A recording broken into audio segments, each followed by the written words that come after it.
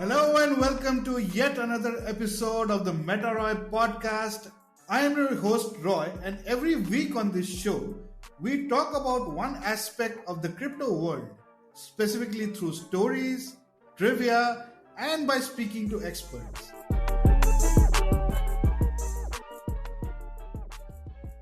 Today we have a very special guest on this podcast. I welcome Fraser Bell to this show. Fraser has been launching and growing startup in the retail, SaaS, and Web3 marketing space. Most recently, he has been part of the founding team at Melon, which is essentially an NFT marketplace for social content creators. Since May 2022, Fraser has actually left Melon and he is currently working with a company called Verse, which is a marketplace for contemporary artworks curated by experts. He is also working towards launching his own lifestyle brand powered by an NFT community. You should definitely check that out at Oho de Condesa.xyz. He is really passionate about Web3 and bringing it to the newer audiences. And if you're new to this show, do subscribe and follow me on Apple Podcasts, Spotify, pretty much every platform that you get your dose of podcasts on. Before we start though, just a quick disclaimer. The following content is informational only and none of it should be interpreted as financial advice. So please do your own due diligence before making any moves in the crypto space. With that out of the way, let's get started. Fraser, thank you for taking the time out for this interview. We are really excited to have you here. Awesome. Yeah, thanks so much for having me. Good to be here. So let's start by understanding how your journey has been like. What is your association with Web3? How did it start? And how has it grown till now? Yeah, absolutely. So as you mentioned, have been working in the NFT space over the last year with Melon.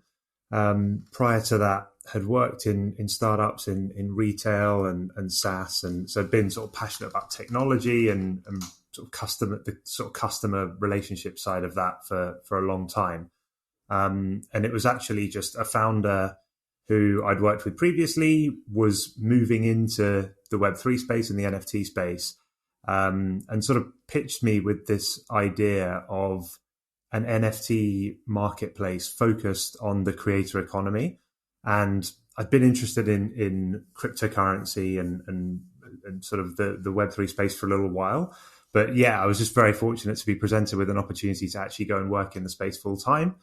And just saw the potential for, Web3 and NFTs to transform lots of different sectors, which I'm sure we'll come on to. But my way in was really the creator economy. And so what that sort of meant is we all know that there's these large platforms, Instagram sort of and Facebook and that network, Twitter and others. And there's on the other side of those platforms, there's hundreds of thousands, if not millions of people trying to make a living from creating content. And the approach that we took at Melon was really to try and find a new business model for these content creators to make money that relied a little bit less on these large platforms. And that's just like one example, I think, of where people are trying new things in Web3 and specifically with NFTs to make a difference. So that was sort of the landing point for me. In terms of what I've done for Melon and other businesses in the NFT space, like I said, I've always been sort of non-technical in my focus. I've more been focused on getting new people into the space. So that's meant working with a lot of influencers and creators to introduce them to NFTs. And then now what I'm doing with Verse, the art NFT marketplace, again, it's really focused on how can we get new people interested in buying NFTs and what are they looking for. So yeah, that's sort of what I'm interested in really is as you mentioned, getting new audiences into Web3 in different ways. So following up to that, Fraser, how do you think NFTs actually fit in the creator economy? Yeah, absolutely. So an NFT is, at its most basic, it's a unique digital asset on a blockchain. And so what that means is it's just an item that you can verifiably record who created it, who owns it, and therefore can be bought and sold. And because these assets are now unique and now scarce. These digital items can have a price and can have markets, and you can do lots of different sort of things around pricing and purchasing.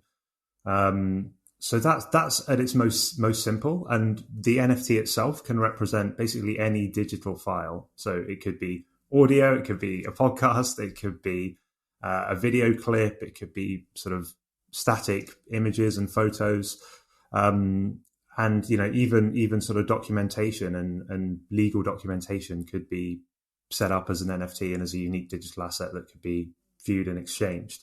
And so for me, there's sort of two really interesting things that come out of that. As one is ownership, which we've sort of mentioned. If it's a unique item, you can verify whose cryptocurrency wallet owns that item and where it's been in the past. But then what you can do as a result of that ownership is you can also go one step further and say this can be about access as well. So if you can verify that, Roy owns this NFT, you can then grant Roy access to certain experiences online and offline. And I think that's really where NFTs are going in the future. So if we think about that maybe applied to a creator, not only can I sell, say, my existing content, whether it's videos that I create or artwork as an NFT, I can then have a record of who owns my NFTs. And I can in turn offer those people that own my NFTs access to maybe to meet with me, to speak with me, to be part of a community of other people that own my NFTs online, or come to events offline as well. And so I think those are sort of the two parts of NFTs. It's about ownership and verifiable ownership, but then also what can you layer on top of that to give people extra value in the same way that you would if you had a membership type scheme to something in the Web 2 world or even the offline world, but with that added benefit of tradability and verifiability on the blockchain that NFTs bring. So yeah, in terms of the creator economy, lots of different opportunities for people to ultimately monetize that. And whether it's about access or giving something exclusive. It might be that fans want to collect something that's existing and that's publicly visible, but they want to own that one digital copy. Or it might be that you sell and create things just for people that buy the NFT. So that was sort of what we played around with at Melon was, do people want to purchase existing, say, viral TikTok content that's really, really popular and they want to be the verifiable owner of that content? Or do they want to offer something that's sort of unique for the space, unique for collectors and people who want to buy the NFT? Well, NFTs have certainly brought a lot of ownership, which is highly guided by the community. How do you think the community has evolved in the Web3 space, and how do you think it will evolve in the future? Yeah, I think that's a good point. So on the sort of ownership point, there's two parts. So the first part is for the creator, which you mentioned. If you are a content creator on a platform, the revenue and the ownership of the data, the audiences, and also the content itself is driven by the platforms. And, they are the ones who sort of capture a lot of that value. Whereas with NFTs, you kind of flip that and it's the creator is directly going to their fans to sort of monetize and distribute their content. That's sort of on the creator side. But actually, the other point that you've made is about the community. And as a fan or as a viewer or consumer of content from a creator, when you're doing that through a platform, yes, you're getting that content and you're able to enjoy it and experience it. And that's what the platform's there for. But you're not necessarily able to gather any additional value for being a fan of a given creator. What do I mean by that? Fundamentally, you're watching a platform that probably has adverts on it. And so the platform's making money from you consuming, but you're not building necessarily any ownership or investment or stake in your support for that creator. Whereas what NFTs and Web3 allows you to do as a fan is either for free to be given some kind of NFT or other asset for your support, or to actually buy and support that creator with an asset that you can then hold on to, maybe exchange for rewards, or even sell in the future to another fan if you want to try and make money or you don't want to support that creator anymore.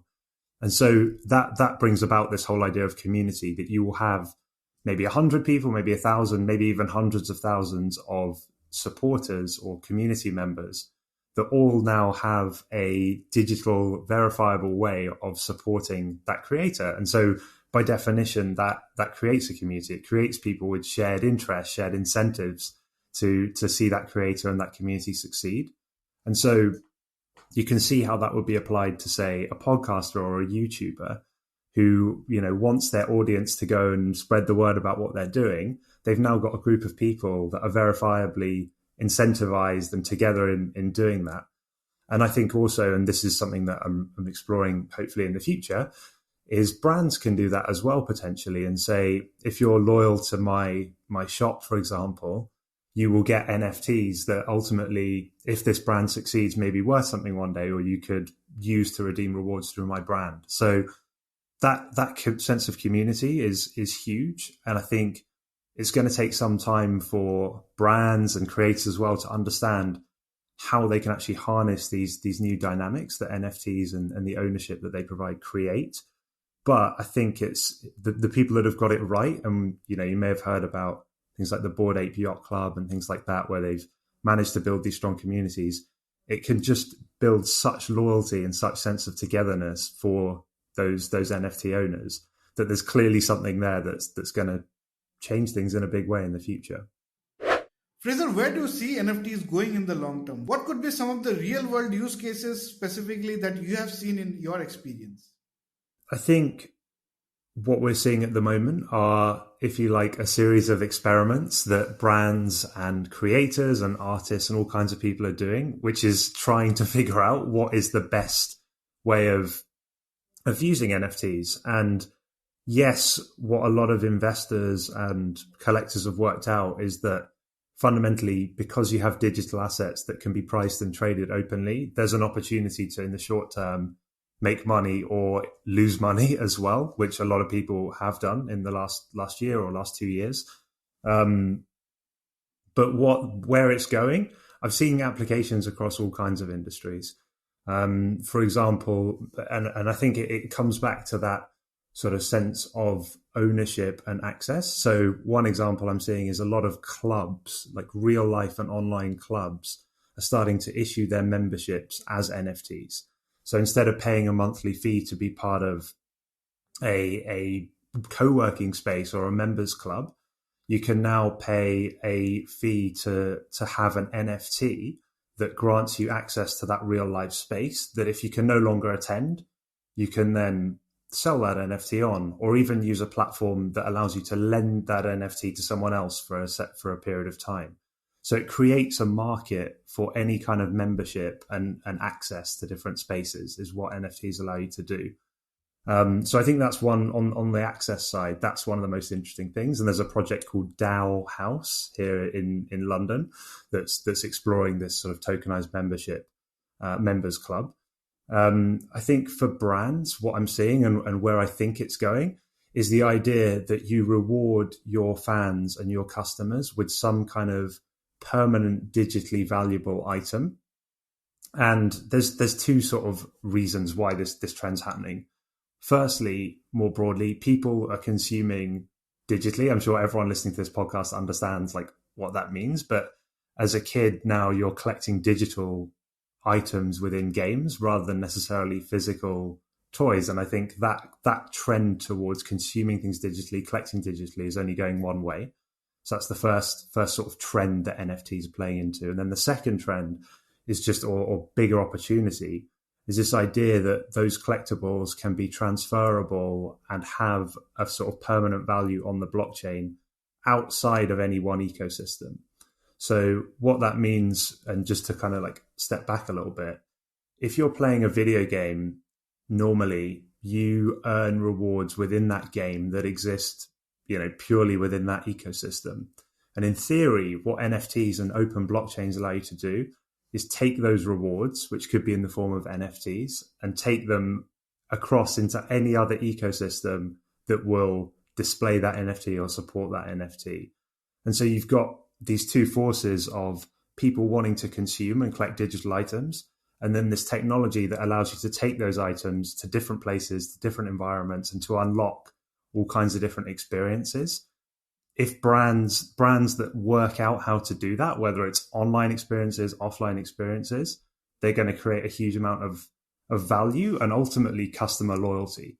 People will want to keep going to those brands that deliver them the most value, not just with their products, but with the rewards and experiences alongside it. Bit of a long answer. I hope that makes sense. Fraser, how has Web3 marketing been different from Web2 marketing, given your expertise? Yeah, I think there's a ton of things that spring to mind. I guess could just go through sort of at a basic level what some of them are, and then maybe think about what that means for the future. So first sort of aspect is just where people are doing the marketing and where people are hanging out. I think there's a lot of sort of agencies and sort of growth marketers are trying to crack advertising on Web2 platforms. So paid marketing on Instagram, paid marketing on TikTok and Twitter. And I think partly because those platforms have been quite careful about allowing advertising of crypto and NFTs and the sort of legal state of those different products, no one's quite got the acquisition right on sort of paid social media. So that's one thing that people haven't quite worked out. And so what that's led to is this, as we alluded to earlier, this community-focused marketing.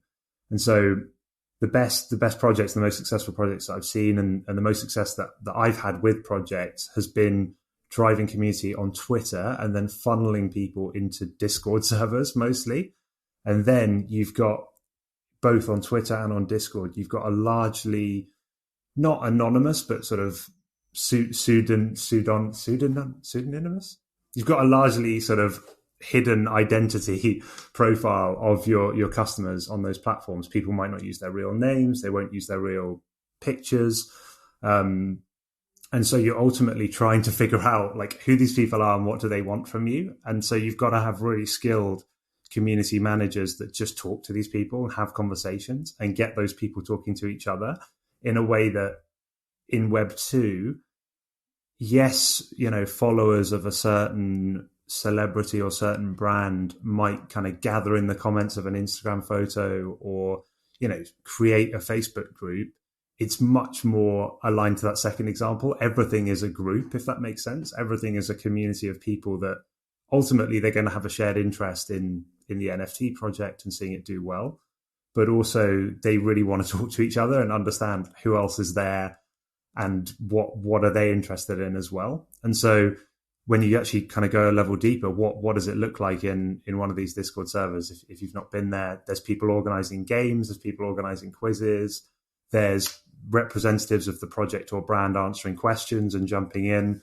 And there's also people connecting as well, people connecting about, relevant shared interests. So if it's about a brand, it might be that there's people who want to start things in the same space, for example, together, and people are making those connections. And so from the projects I've been involved with, it's just about, without forcing it, how can you sort of encourage people to come out and talk to each other?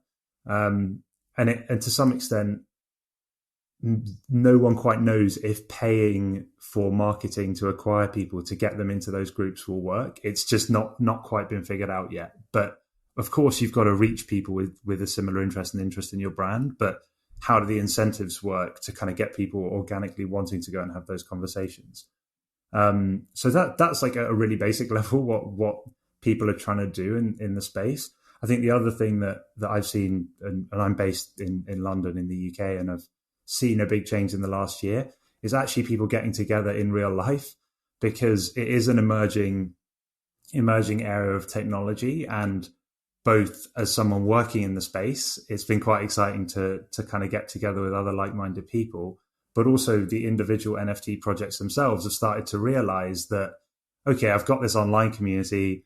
They maybe know a little bit about each other. They know the sort of the usernames of the people they're with, but actually so much extra value comes from bringing people together. And so going back to the Bored Ape Yacht Club, there are different sort of regional organizers that have got people together, whether it's in sort of Paris, whether it's in London, and getting people together in real life.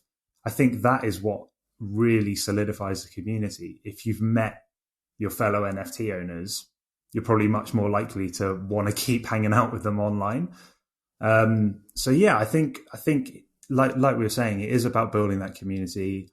The dynamics don't work identically to the sort of old ways of brand building. I think, having said that, it's a little bit too early to see how it scales out. The brands that we're talking about, even the biggest names in the space, they've maybe got sort of tens of thousands of followers and customers, if you like, buying their NFTs. The reality of it is that household brands like Coca-Cola or Pepsi or whatever have millions of customers, tens of millions of customers every day. And we haven't seen how that sort of community and that NFT type marketing scales. So that's what I think a lot of people are trying to work out at the moment. So Fraser, let's now talk about the projects that you're currently involved in and how they're impacting the crypto space. Yeah, sure. So currently working on two different projects. So the first project that I'm helping out with and doing a bit of marketing for is called Verse. And Verse is building an NFT art marketplace focused on sort of top contemporary artists. So these are the type of artists that will sell a painting for maybe $10,000 in real life at an auction. And their platform is designed to curate artworks from those artists and get them selling their first NFTs. And I think what they're also doing is they want to bring the idea of curators into the NFT space. So a curator in the art world is someone that basically organizes an art exhibition, and they want to bring that role and that function into the NFT world. So even if you had an art marketplace with hundreds or thousands of works, you probably need someone to guide you beyond just sort of filters and categories and prices. Actually having someone who knows what they're looking for and can bring things together on different themes, that's quite valuable. So this platform is sort of combining those top artists with top curators to bring things together.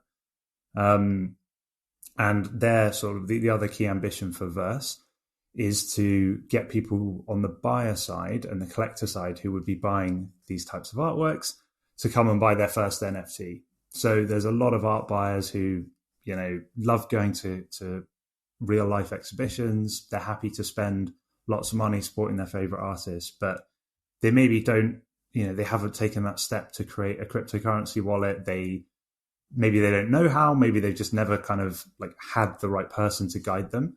And so they're offering basically options for NFT collectors who want to self-custody, use their own wallet, or they're offering a custodial wallet, which will basically mean that the platform kind of holds the work for them for as long as they would like it to be held by Verse, the platform.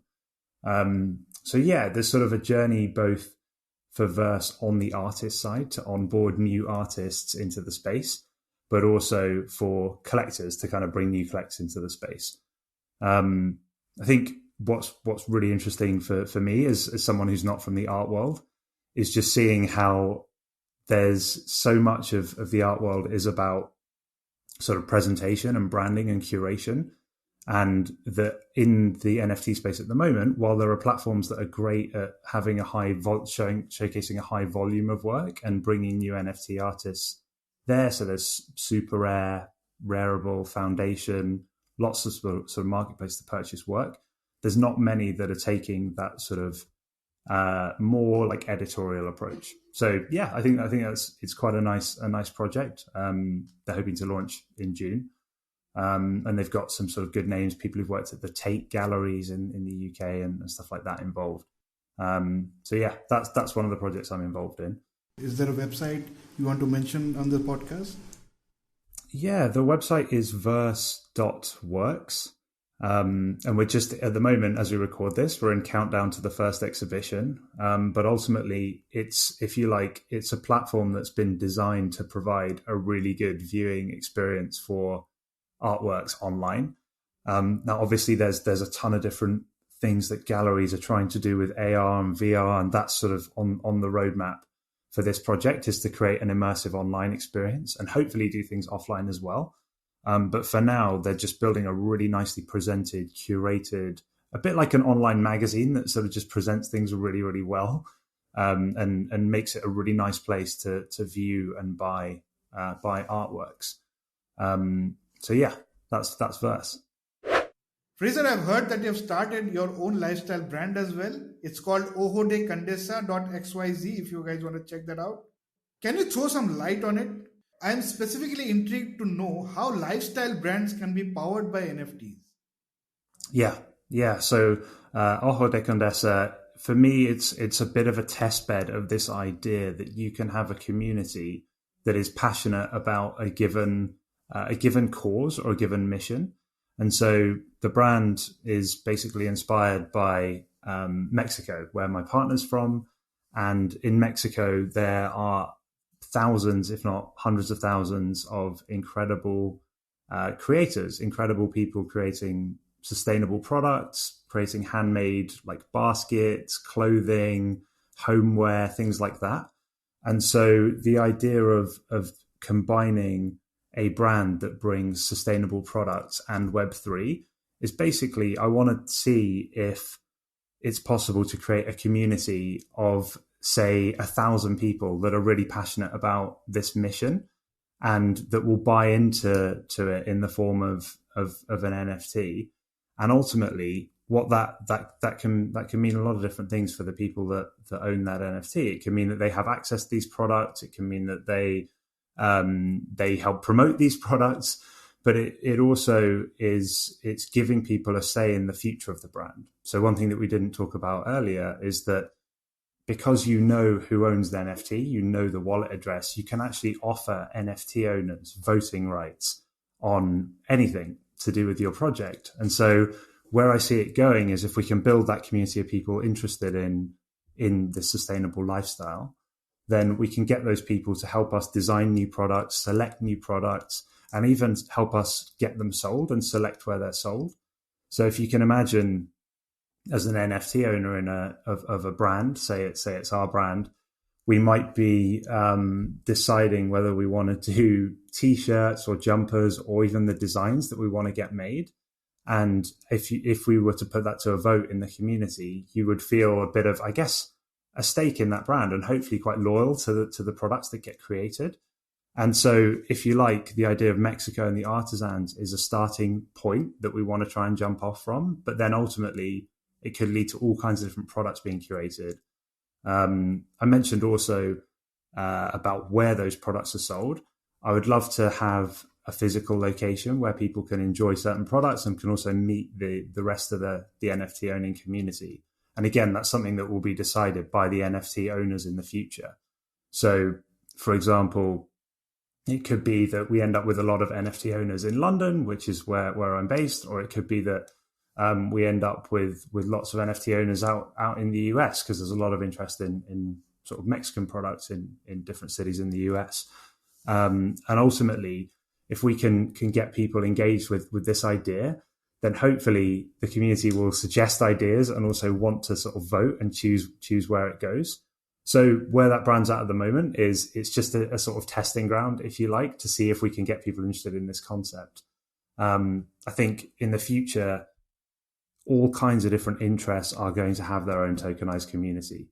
So when it comes to fashion, it could be, for example, people who love streetwear or sneakers. So you have like sneakerheads who love certain, like, Nike shoes or whatever.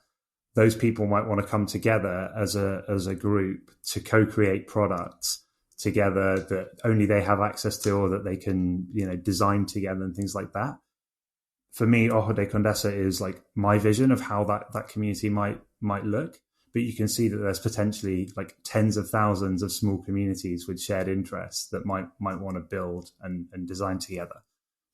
Which I think is, I think just fundamentally, like, that is a really powerful future path for brands. Fraser, can you talk about why lifestyle specifically? What was the motivation that led you to choose this niche? Yeah, so when I was a little bit younger, I took a lot of trips to Mexico.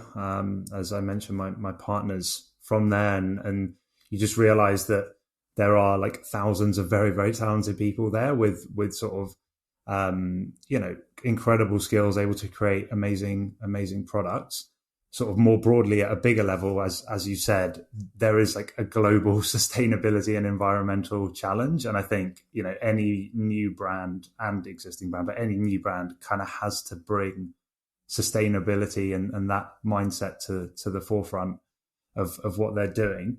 And then over the last sort of year or so, having been involved in the NFT space, I've seen that communities, as we've been discussing on the podcast, can come together to support each other, do amazing things, and form these connections. And so I think it's a natural fit that a lot of causes for good, whether it's environmental causes or other kind of charities and things like that, will use tokenization as a way to motivate and incentivize people to come together to tackle some of those issues.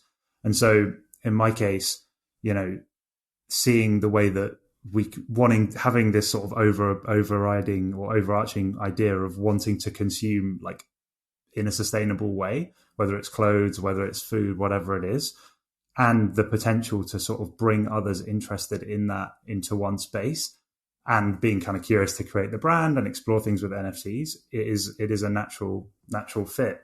But you can imagine that, not only will this be something that people are motivated to do because it can make a difference and because they can sort of individually with a brand help make a difference, but also going back to sort of some of the things we've mentioned earlier, ownership of NFTs is publicly visible, and the history of the ownership of those NFTs is publicly visible on blockchains. So if you're involved in a sustainability or a charity initiative now, you can publicly display that NFT, whether it's just by it being in your wallet on a blockchain and sort of knowing it's there and that being read, but also from a social perspective, you can use a certain NFT as your profile picture on Twitter. Just recently, Instagram have confirmed that very, very similar functionality is about to be rolled out on Instagram. And so you can imagine that your sort of on-chain or on the blockchain identity is going to blend into your whole online identity.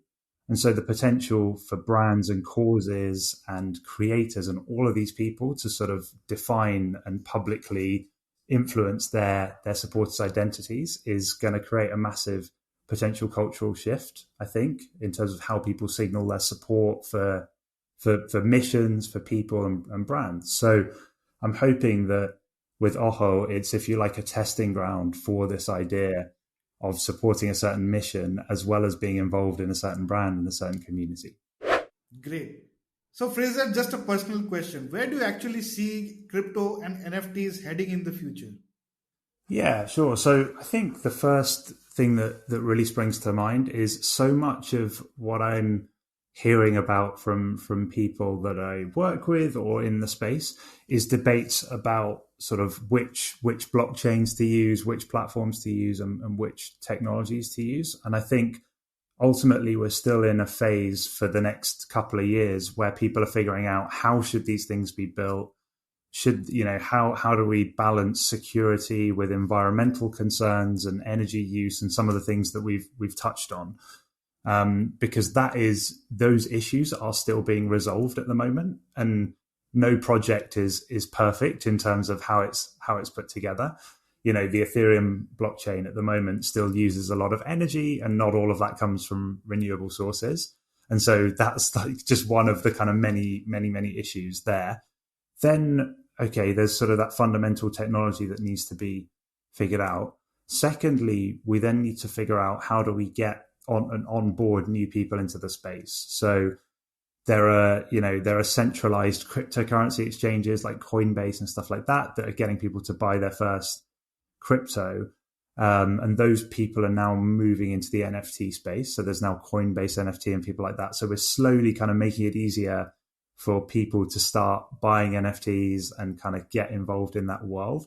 But there's still a long way from, most people being able to go and buy NFTs really, really simply and display them really, really well. Those solutions are just still kind of slowly being built, but there's a lot of investment coming into the space. So you firstly kind of got those technology issues, then the accessibility issues. And so I think once we've overcome those two things, then the third phase is hopefully like building out all of these different things that we've touched on today. So I think fundamentally people will be expressing themselves digitally and paying a lot of money to do so and continuing to do so. And NFTs as a technology and as a sort of mechanism will form the backbone of expressing your online identity, whether it's through, digital fashion and in-game items becoming NFTs. I think that's sort of almost inevitable, or whether it's through sort of the brands you buy from and the creators you support issuing NFTs that you then publicly display. Like, that is where it's going. And then sort of while that's sort of the online phase, but then there's this offline phase, which is more of, and in my head, I think about it a lot with retail, that you've got this online identity that's verifiable. You then go into restaurants, you go into cafes, you go into shops, and those places know about who you are and what your identity is, what causes you support, whether you've bought from them before, and all of these kind of open, verifiable assets and NFTs that you own then come into play with your offline experiences. And, retail is just one example where, you go to a cafe, you have a certain NFT, that's your loyalty card. They know that you're going to have certain discounts or certain products that you want to buy or that you're eligible for. This also, and I know that in the European Union, there's a lot of exploration of this. It also applies to things like your identity and your citizenship. That's something I'm not an expert on, but I know that people are building out these verifiable records of citizenship and access to healthcare, education. All of these things are coming. So if you like, I think it's a 4-step process. It's the technology is being built, then there's the access to it. Then thirdly, there's how we experience it online. And then I think fourth, it will come back into how we experience it offline and in person. Fraser, I just loved how you put everything so simply for us to understand. Given our audience is a bit new in this space, what is your suggestion to get started with the world of Web3? Yeah, sure. So I think two key things. Firstly is, at this point in NFTs, getting started in NFTs shouldn't purely be about making money, because there's lots of ways to make and lose money in cryptocurrency. And, as we're recording this, there's just been a huge sort of market crash. And so if it's purely financial, then that's not something that I can advise getting involved with or suggest. And so that leads me on to the second point, which is, and this was my starting point, is finding something that really interests you in the world, whether it's a cause, whether it's football or cricket or fashion, finding that area and then finding a project that is doing something really interesting in that area. And in my case, it was being approached to do something in the creator economy and work with influencers that kind of got me excited. And that's led to me going and exploring art, NFTs, and all kinds of other things. But I would say try and find a niche and then look at what people are doing with NFTs there and get involved out of passion. And I think if you do that, then I'm sure you'll find good projects that you can sort of invest in and try and make money off. But you'll also hopefully meet like-minded people and be motivated to sort of keep exploring in the space. That would be my advice. Great. On that note, I think that's all I had from my side. So thank you so much, Fraser, for connecting with us today. If you would like to leave your Twitter handle so that people could connect with you. Yeah, sure. It's Fraser D Bell is my Twitter handle. It's the same on Instagram. And yeah, if you search Fraser Bell on LinkedIn, I'm there as well. Really happy to talk with anyone about NFTs, projects, whatever. Sure. Great. Thank you so much, Fraser, for taking the time out. And it was lovely hearing this insight from you. And I'm sure you have inspired a lot of entrepreneurs to actually start thinking about Web3 marketing and NFTs and the crypto space in general. So I think you have inspired a lot of us, and we are really thankful for your insights today. And thank you so much for joining us. Awesome. Thanks so much for having me.